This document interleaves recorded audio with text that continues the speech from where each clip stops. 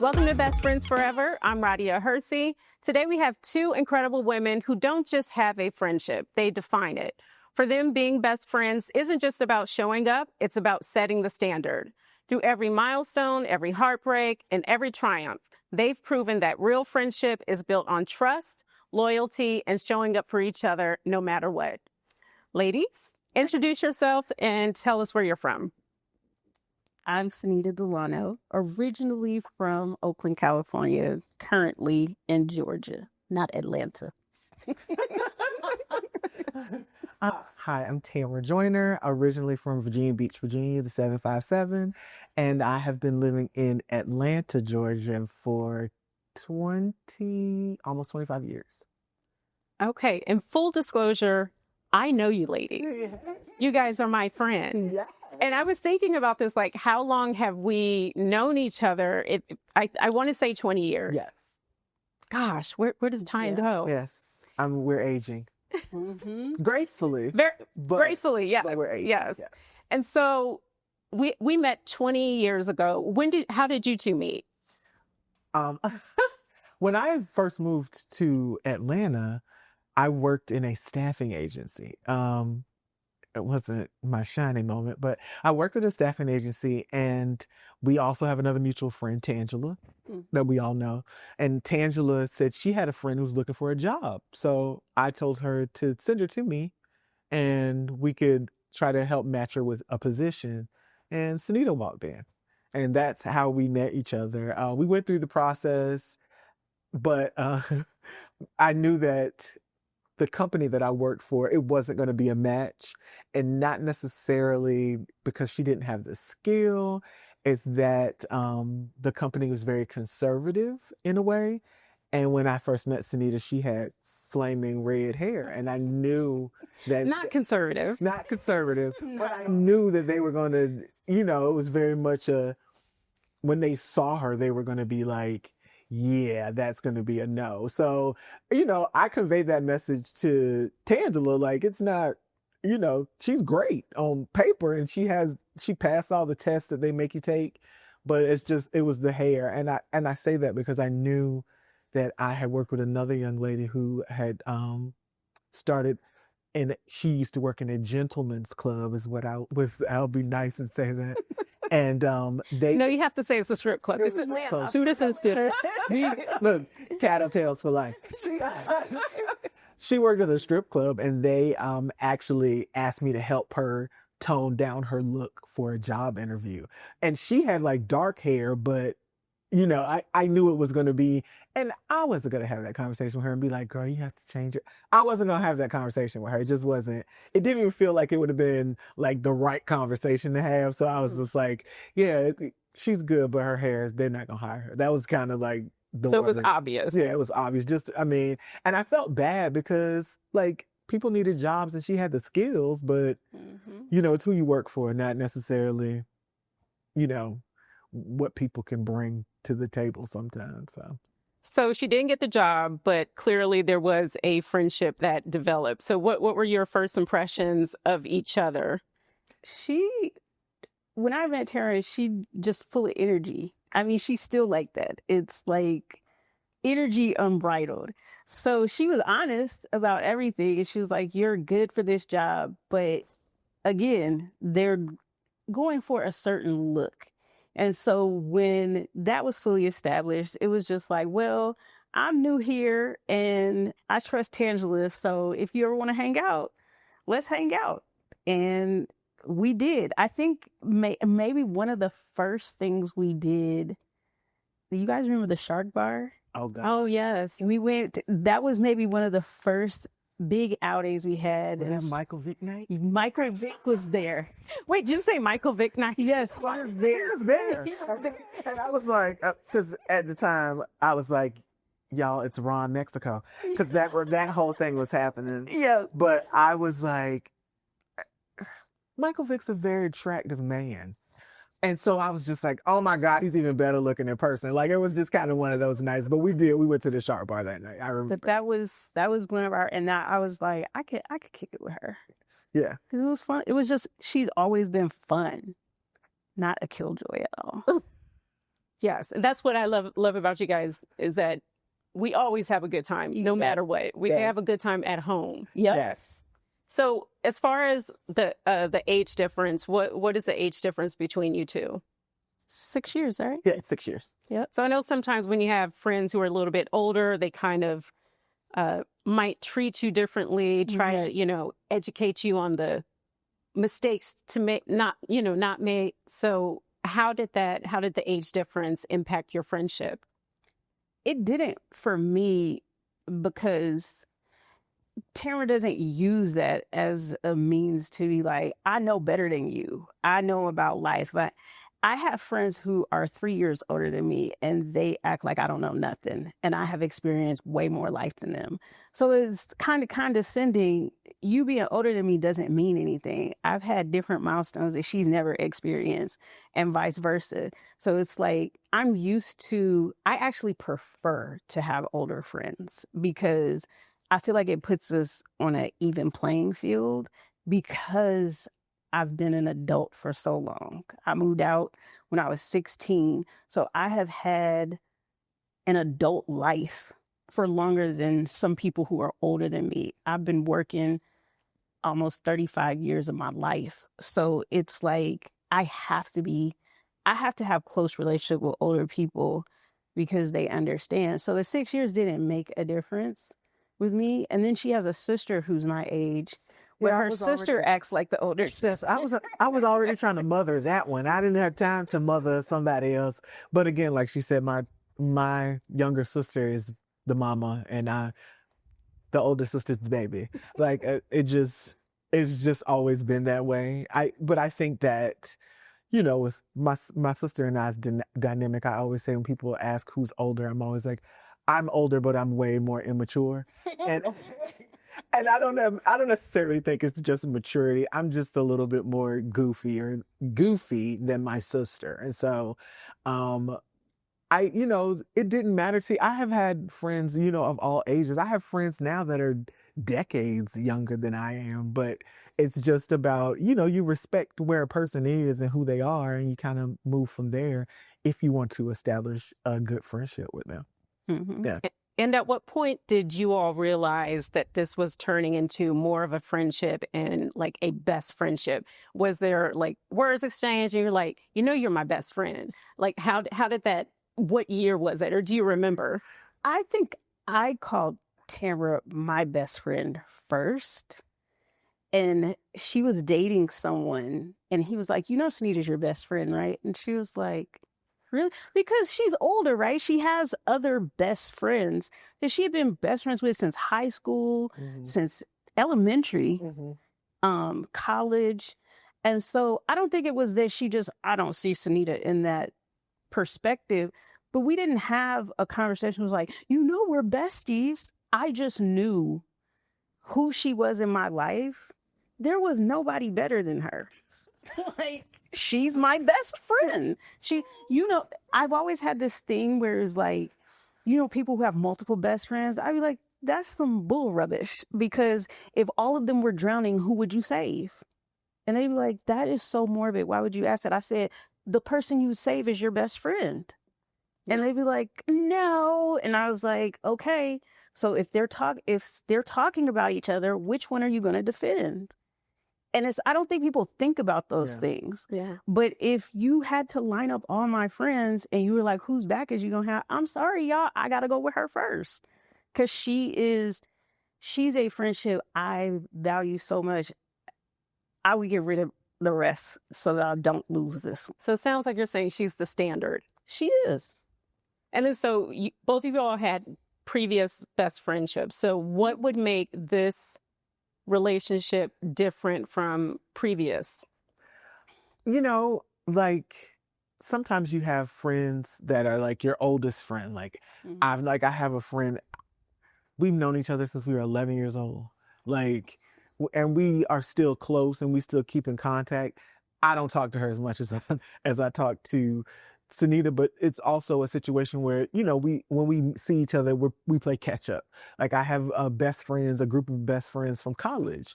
Like we haven't seen each other in years. We just saw each other for the first time as a collective in like 10 or 15 years. So they're my good friends. Again, I don't talk to them as often as I talk to Synitta. And in certain situations, sometimes when there's distance, the relationship is there, but it's just not as strong as it's been. But like Synitta has seen me through some things that other people don't even know about. So I feel like because she was there for me and she was somebody I felt like I could say these things to, all this stuff that I was going through, and it wasn't like anybody was judging me or telling me, like giving me advice I didn't ask for. We always talk about that because sometimes you just want to be heard. You just want somebody to be like, yeah, that's crazy, but I got you. You know what I'm saying? And that's kind of where, again, like I like to do crazy things, and she's always been there to help me through the crazy. So I appreciate her in that way because, everybody's not there for that all the time. I think with my friendship with Tamara, because it's been so long, I can compare it to a lot of my older relationships because I know there are some people, and Tamara says this all the time, people are in your life for a season. And when we first started being friends, I'd be like, I hate that. Don't say that to me. Because I don't go into any relationships with it in mind that it's ever going to end. Because I feel like if you're preparing for it to end, it's going to end. I do it like I kind of look at it the same way you look at marriage is, are you planning for your marriage to fail? No. So what are you doing for it to last? So that's how I look at friendship. You go into it with the idea that this is going to be a lasting relationship. And I don't like surface friendships. Those can be my acquaintances. That's fine. It's fine. But when I say friend, it's someone I'm close to because I take it so seriously. So I look at my other best friendships that I've had, and the difference is loyalty. Tamara's been loyal, even when she's going through something, even when she couldn't talk about the things she was going through. She never really made me feel like I was the problem. And sometimes that happens in your friendships when you don't know how to communicate.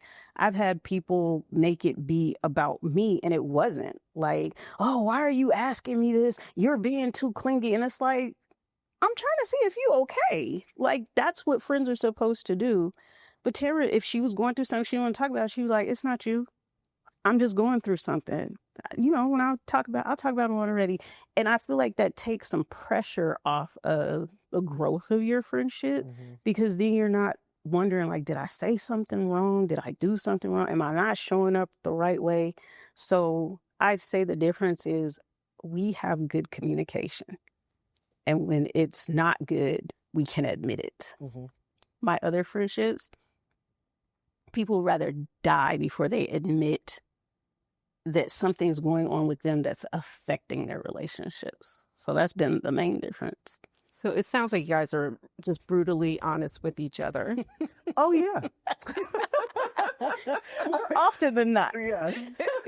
But I appreciate that because I don't want you to sugarcoat it. If it's bad, just tell me it's bad because the only way that I can fix it is if I know. Like if I don't know you have a problem with me, then I'm not gonna fix it. Absolutely. So if you say to me, okay, you did this, I don't like it, and if you keep doing it, we're not gonna be friends.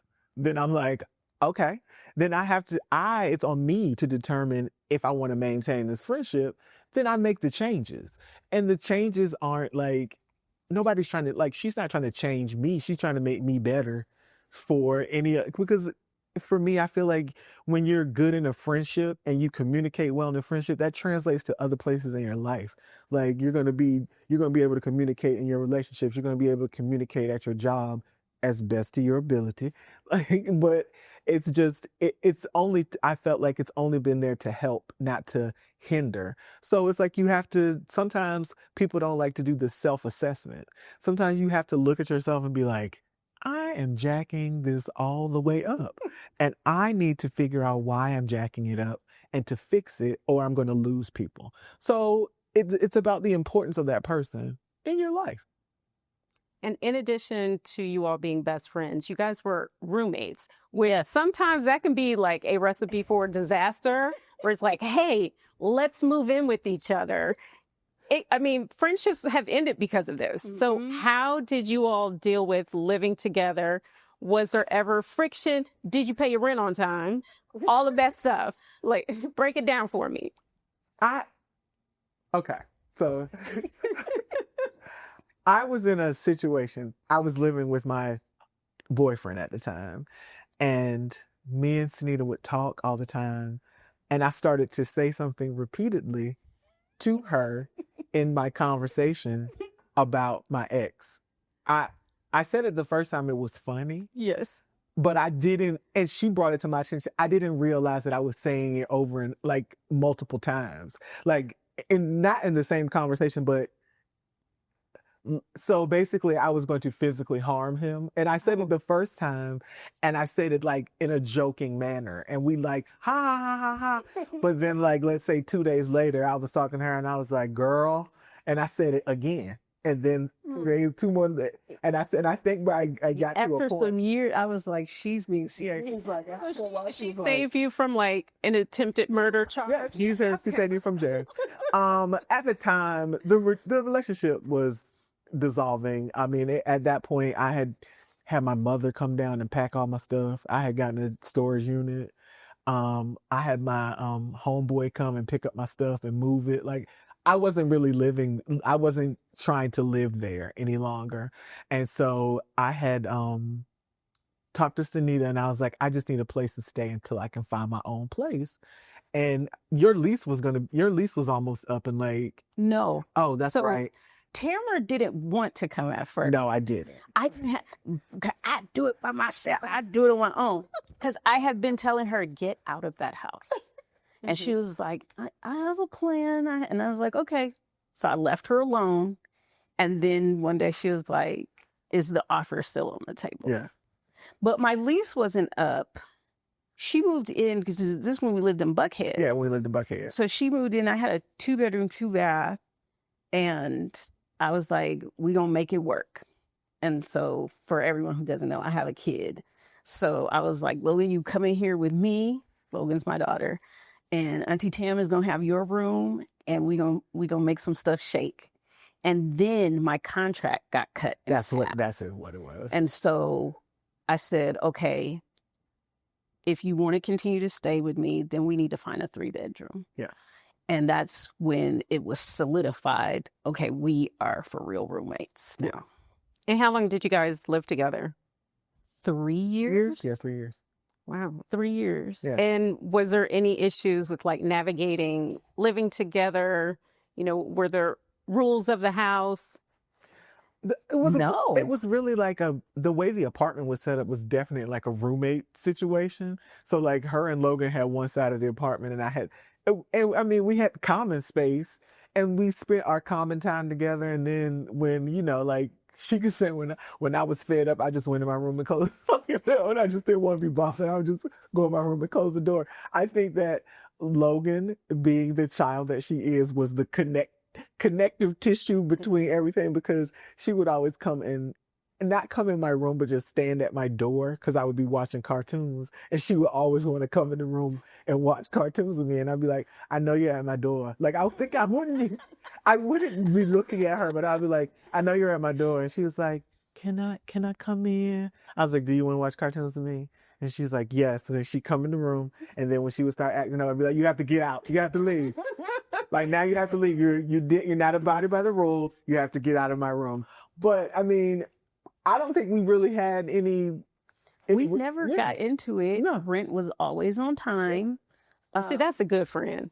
Yeah. Like, she never risked my financial safety. I never risked hers. Mm-mm. We, even with the grocery shopping that we did, every Saturday or Sunday, we were going to the Cab Farmers Market. Sometimes Nisha would come with us, and we do our shopping for the week or the next 2 weeks.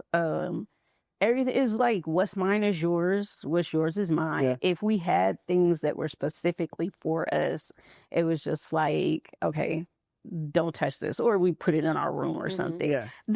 Like you said, the kid was the connective tissue, because sometimes, kids be testing you, crossing boundaries. So sometimes Logan would eat her stuff and I'd be like, what are you doing, bro? Like, that doesn't belong to us. So I would just have to replace it. Right. It wasn't, I think we didn't have to state the boundaries because we respected each other. Mm-hmm. So it wasn't, we didn't step on each other's toes. Her space was her space. When I knew Tamara was going through something, I'd be like, Logan, come on out of there. Like, I didn't have to wait for her to be like, Synitta, can you get your child, please? It was just like, be mindful of someone else in here. The whole time we were there, and I told her, it's your place. So if you want to invite a gentleman caller over, you can. A gentleman caller. Yeah. And she was like, nah. And I was like, I don't want you to think that you can't. You pay rent here. This is your place. It's mine. But she didn't the whole time. And I don't think it was because Logan. Well, yes. Tamara's very much like, he can't know where I live. But at the same time, there was a kid there. Yeah. So it was just a courtesy she didn't have to take, but she did. She wanted to be respectful. Yeah. I don't like wearing clothes. And so I would just tell her, in the middle of the night, if I get up and I get some water, I might be in the kitchen with no clothes on. Might get flashed. But Might see a titty get off. No, girl, in the middle of that, I was asleep. Like, it was like, I wasn't worried about that. Like, but those were the only things. It was a good relationship as far as two roommates living together, because we respected each other. Yeah. Well, it sounds like almost instead of like a best friendship, you guys are like sisters. Yeah. It sounds like. And then in addition to like sharing household items, I understand there was a car that was being shared. So, but this started even before we lived together. Yeah. Oh, okay. Yeah. So I was in an abusive relationship. Not necessarily, nobody was throwing blows, but it was very emotionally and mentally and verbally abusive. And so the ex-husband he had made it so difficult for me to get around, where he would take the car and be gone all day. And I was like, I have things I need to do. So Tamara was like, well, my car just be sitting at work all day. I don't go nowhere. So you can use my car. He was so mad because he was like, why do you need her car? And I was like, I have things I need to do. And he was like, what kind of friend, like, he couldn't understand that this is how friendships work, because he ain't never really had no good friendships. But he was just like, why are your friends always doing things for you? I was like, I do things for them too. This is not a one-way thing. But he couldn't grasp like somebody being like, I got you. So for 6 years, Tim let me use her car. The only rule was put the gas back in it. Like, don't bring my car on E, and pick me up from work on time. Do not be late. And I don't think if I was ever late, it was because of traffic. Yeah. It wasn't because I was lollygagging. And I never brought her car back on E. I was like, before we go home, if something had come up, I was like, we gotta go get some gas before we go home. But I never left her with her car on E, because I was like, I'm not gonna mess this up. So she came through in a clutch, because I didn't have the money to get another car at the time. And it was just me. Eventually it became just me and Logan, because me and the husband had separated. But I think Tamara even put me on her car insurance. That's a good friend. But in all different, I'm an excellent driver. So I've never gotten in car accidents. I've never tore her car up. There might have been some French fries in the back seat from working. In the door to be exact. But that's about it. Like, I knew someone's doing something for me. I cannot mess this up. So I didn't take advantage of it in a negative way. So I think that's the only reason why she was so open with saying, go ahead, because she trusted me. Has there ever been a time where you guys have had conflict with each other? Do you guys take each other's advice? How do you resolve conflict, if there ever is any? I think that if we had conflict, it had something to do with somebody that was in my life that shouldn't have been in my life. Are we talking about a man's? Oh, yes. A penis person.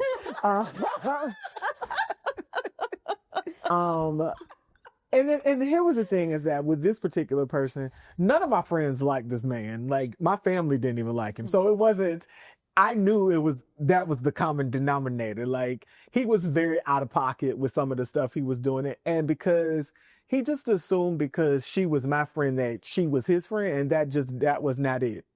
And he would call her. And now I don't know that these things are, this is the thing is that I didn't know any of this was happening. Okay. Until she called me and was like, look, and I was like, wait, what? Like I had absolutely no idea that he was calling her and saying things to her. And I was like, what the?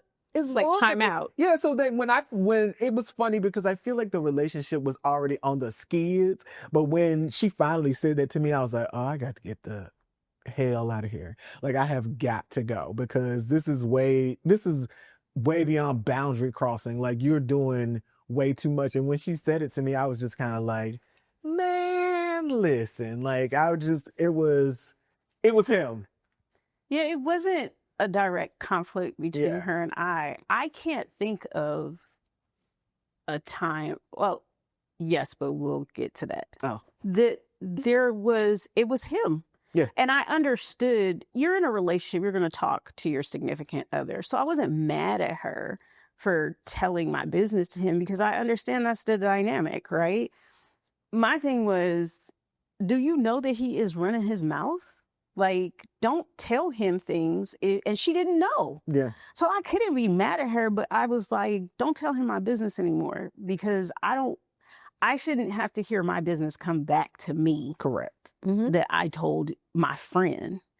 And he just did not respect people's boundaries. And I said, because then I'm going to have to get ignorant with him. Yeah. And if you say anything to me, now you and me going to have a problem. Yeah. So it didn't come up again. He wanted the tea so bad too. And every time he would ask me how they were doing, I'd be like, they're good. They're absolutely fabulous. Like shiny, happy people. Like it was, and of course that was not what was happening, but I was never gonna, like once I realized that's what he was doing, never gonna tell you anything ever again. Well, how did you navigate relationships? Because it sounds like let's say if you didn't like each other's boyfriend, significant other, husband, were you able to be honest? Or yes. You were laughing, Tam. Like, what? Tell me. That's about the ex-husband. Yes. I'm only laughing about the ex-husband because I have always said this to her. I've always been very honest, was that I felt some kind of way. Okay. But because, it was Logan's dad and that was who she was with. And I was like, I just want him to prove me wrong. So immediately you didn't like him? Well, it wasn't immediate. No. It wasn't immediately. Okay. I didn't like him. Some of his behavior was always questionable to me. And so I would be like, if you know me well, I'm very much a why person. Okay, but why? Like I would be like, why? And she could always explain. So if she could explain it, she had no issue with it, I'm good. Like, but then after a while, it was like, we both didn't know the why. And then I was like, oh, okay. And I was like, I just want him to prove me wrong. I would like to eat crow. I would like to be so wrong about him. So in a reverse psychology way, I was actually rooting for him to be a good person. She was. Like, I really wanted him to make me be like, dang, I was so wrong about that dude. Like, I wanted that to be the case. But you were right. Yes. And on the nose, you're right. I just didn't want to be. I really didn't want to be, right? Because they had a family. Like, I'd seen them together. It was cute. I loved it. Like, like I was excited for my friend. And then I wasn't excited no more. Like, both lost the excitement. It's like the excitement kind of was like, So I was excited. And then it turned into rubbish. And I just... but she never interfered. She wasn't, you know how you have some friends, I don't know, you guys ever watch Gossip Girl? Yes. So you know how Blair and Serena will always interfere with each other's relationship because I know you deserve better, so I'm going to manipulate this. Tamara never did that. She was just like, I wouldn't do that, but I respect your choice. If you want to talk about it, we can. If you don't, fine. It was like, you're an adult. You have to make your own decisions. I'm not cool with what's happening, but I know you're going to figure it out. But she was always there. Like, if you need help in any way, shape, or form, we can switch it up. Yeah.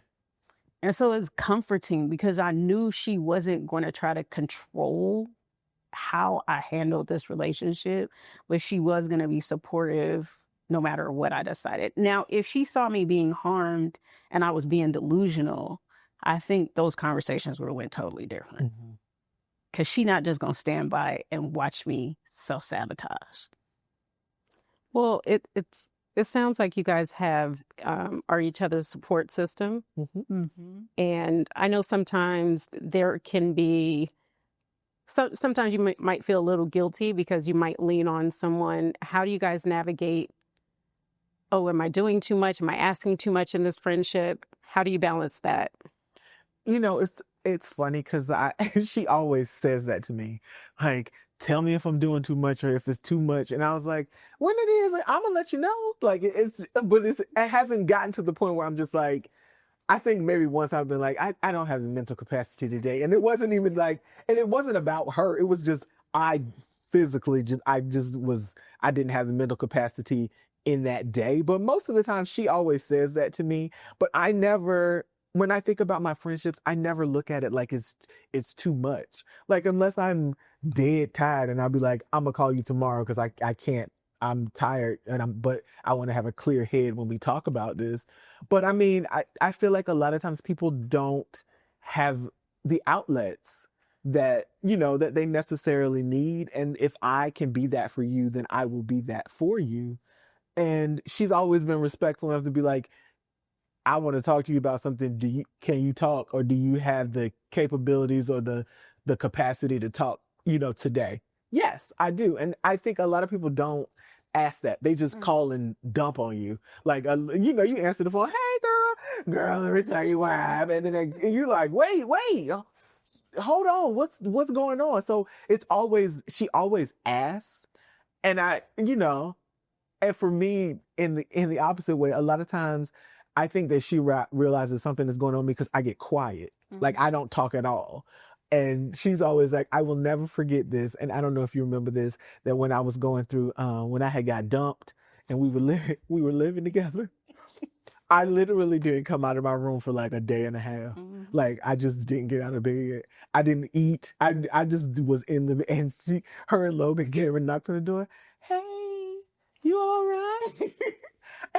And even though it was just a slight gesture, I appreciated it. And I was like, yeah, I'm okay. I don't want to talk. I just don't want to talk about it. And she was like, okay, well, if you need anything. And then she just closed the door and left. But that's the thing, is that because we know each other so well, that she knows that when I go in shutdown mode, that something is wrong. And that she knows to come and say, girl, come on, shake it off. Like, but I think that's just because we know each other that well, that she knows that about me. I'm also conscious of it because of what she chose to go to school for.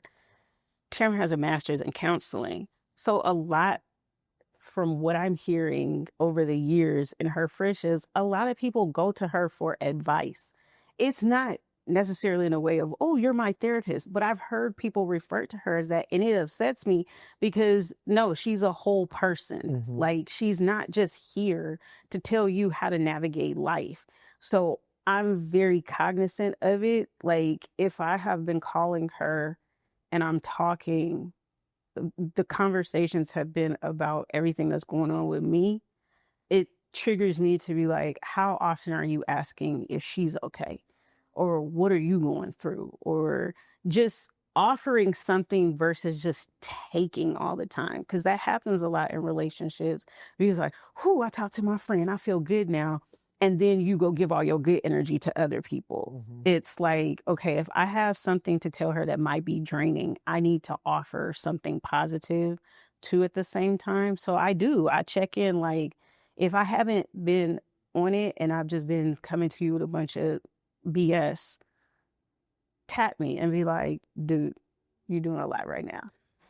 I don't mind, because I hate it when people do that to me. People treat me like I'm their support animal. And then when they feel better, they go spend all their good energy with other people. And I never want her to feel like, oh, Synitta just keeps me around as her support blanket. And then she spent all her fun time with other people, because she's a whole person. Like, I can't just take from her. So I do ask her. She probably be like, girl, shut up. I probably have said that too. Girl, Yes. what you talking about? Yes. So you guys don't live together anymore. No. And how often do you all talk daily? Or is it daily? Is it like a little on social media, a text? I feel like recently we've been talking more. It's picked up, but it's probably every other day, or there was a time we talked every day, but that's when we were both going through something.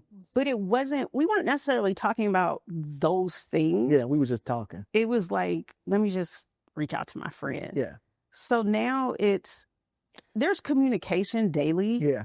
But like you said, it might be on social media, or it might be a phone call. We don't necessarily talk on the phone every day anymore, but I don't think that's not the glue that people think it is. I don't think because she's my best friend, I have to talk to her every day. Like, I know when things shift and I need to pick up the phone versus sending a meme or something. Yeah. Right? Because I'm very much so, memes do not save friendships. Do not ever think you're going to save our friendship by sending me 25 memes. I will ignore you for the rest of my life. And yes, I know that you will. Oh my goodness. But yeah, I mean, I think that, I think we're both in a space now where it's like, when we were going through things and we had to talk every day, because it was like escapism to some degree, just to talk to my friend. But now it's just like, are we going to see this movie when it comes out next Friday? Are we going to brunch? Let's try this new restaurant. Like, so now it's like we're doing things so that it's, better, just to maintain like our friendship, like to hang out and do stuff like that, versus, when we know that we're going through stuff, sometimes we need the multiple conversations to sometimes you just need to talk, to hear yourself say stuff, to kind of talk it out. And sometimes that's what we do for one another. It's like a sounding board. Like, I'm going to say this, I'm saying all this and saying all this. And by the time we finish the conversation, I know what I need to do to change whatever's bothering me. And similar with her, like, you just want to talk it out so that you know that you're not being crazy. Like, you're not like, am I crazy for this? And then you talk, then you're like, no, you're exactly right about what you're feeling. So, yeah. And do you have any friends who come to you guys for advice on maintaining like a best friendship? Like, since you guys are the standard, do friends come to you, like, how do you because, you have friends who have other best friends, and they see how you guys show up for each other. No, I think that, sometimes I have people that talk to me about their other friendships, but they never ask advice. And it's just, we got to tell people, if they are having issues with their friendships, that it's something you got to work at. It's not, it's not easy if you want it to be a deep, long-term friendship. Like, it's not something very simple. You show up for those people. And sometimes when you show up, it's about the work you do that lets them know that you're showing up. I have people ask me about friendships all the time. And they usually preface it, because you take your friendship so seriously. Sometimes it feels like a dig. And then other times I know they're being authentic. But when it feels like a dig is because they don't want to do the work. So they want a placeholder, someone that they can go to for everything. But then when it comes time for them to show up, they have all these excuses in the world why they can't do it. So for me, I kind of tell them, I can give you advice or I can tell you what I would do, but is that what you would do? And are you being respectful? Do you hold yourself to the same standard that you're holding someone else? And it has been people, I'm friends with this person and they're doing way more for this other person who ain't doing diddly squat for them.